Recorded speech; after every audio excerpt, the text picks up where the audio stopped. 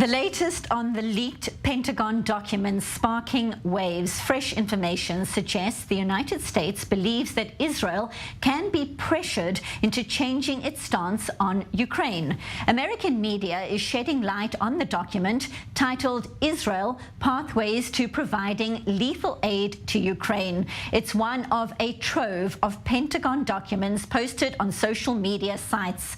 Now, CNN was first to report the claim that Jerusalem would likely consider providing lethal aid under increased U.S. pressure or a perceived degradation in its relationship with Russia. Up until now, Israel has not sent any weapons to Kyiv, given its strategic security understanding with Moscow, which allows it to operate freely in Syria. And just a short while ago, Prime Minister Benjamin Netanyahu denying any reports that Israel could be sending lethal aid to Ukraine. So for more on this fascinating story, we take a broader look and we welcome Idress Ali, national security correspondent for Reuters, covering the Pentagon, joining us now from Washington. Idress, thank you so much for your time on this intriguing story. A trove of documents. Some expose the extent of American eavesdropping or spying on key allies, including Israel, South Korea, and Ukraine. To start, are these documents authentic? Yeah, so what we do know is that there are at least 50, perhaps up to 100 documents that have been circulating online for well over a month. What we know is that they're highly classified.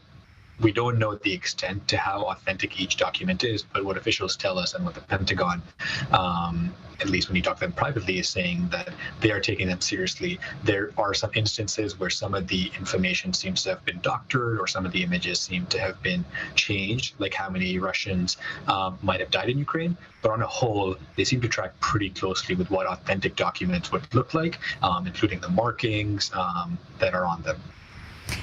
Now, to that exact point about some of the reports involving Russia and Ukraine, there are reports that Kyiv has been forced to amend some of its military plans ahead of an anticipated counteroffensive due to this leak of this highly classified Pentagon document. How would this all impact the trust between Washington and Kyiv and their intelligence sharing up until now? Yeah, I think Ukraine is extremely dependent on the United States, both for military and intelligence support. So while they may be frustrated with the leak, I think there is a realization in Kyiv that they need the United States. So what I see and what officials see going further is that Ukraine's going to trust the United States just as much. They're going to rely on them just as much. I think they too realize that this was an unauthorized leak, and it's not something that happens every day. So I think in Kyiv there might be frustration, but there's a realization that they need the United States and they need the intel that is being shared with them on Russian positions inside Ukraine, for example. So it's really a relationship of dependence for Ukraine right now. So who is likely behind this leak then? The Kremlin says there's a tendency to always blame Moscow for everything. Who are the likely culprits? Yeah, that's one of the things that we don't know. The issue has been referred to the Department of Justice, which has opened a criminal probe. What it does appear at this moment in time is that the leaker is likely American, because initially the documents were related to Russia, but what we've seen now is the documents are really a wide variety of them relating to the Middle East, Africa, to Central and South America. And the other thing is some of the documents were marked non-foreign, meaning they would not have been available or should not have been available to foreigners. So it really narrows the gap to someone who is an American, and likely an American with a really high classification authorization. And to that exact point then, your sense of the long-term impact of a leak like this on relations between Washington and its allies, including Israel, Ukraine, and South Korea. What kind of damage control is likely out of the Pentagon at this juncture?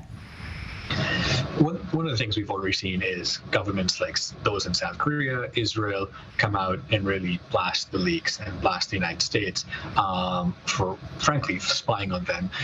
And what we expect is in the short term, the United States is going to have to mend some ties, especially with the countries that they allegedly spied on.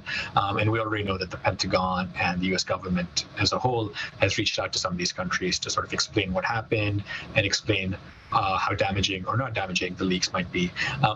The reality is, in the long term, I think there might be a minimal chilling effect of sharing intel, because most of these countries need the United States, whether it's to counter Iran in the Middle East or China in Asia. So I think in the long term, the hope, at least, is that it won't have a major impact. But in the short term, I think it's going to lead to some sort of chilling effect, and at least on the political and diplomatic level, a lot of effort for Washington to rebuild ties.